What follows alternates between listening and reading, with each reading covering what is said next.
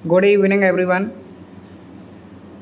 आज हम जीवाणु से होने वाले रोगों के बारे में पढ़ेंगे कि जीवाणु से कौन कौन से रोग होते हैं और उन्हें एक ट्रिक से कवर करते हैं।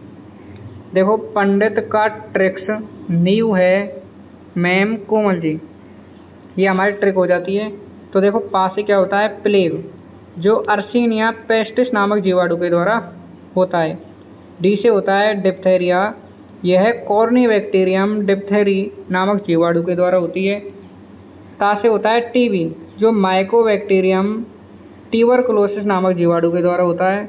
के से होता है कुष्ठ रोग, इसे लेप्रोसी या हैंसेंस डिजीज भी कहा जाता है। यह माइकोबैक्टीरियम लेप्रोसी से होती है। यह माइकोबैक्टीरियम लेप्रोसी से होती है।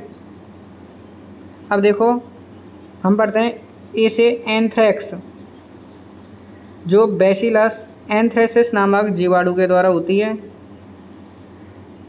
उसके बाद पढ़ते हैं हम टी से टिटनस, जो क्लोस्ट्रीडियम टेटेनी नामक जीवाणु के द्वारा होती है।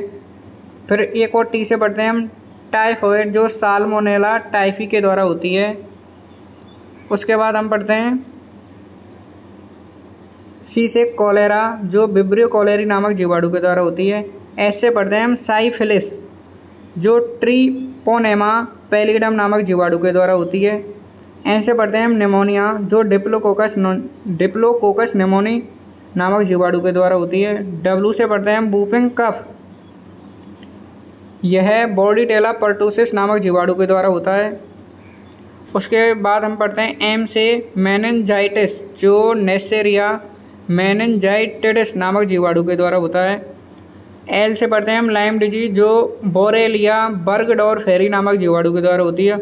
और जी से पढ़ते हैं हम गोनेरिया, यह नेसेरिया गोनेरी नामक जीवाणु के द्वारा होती है।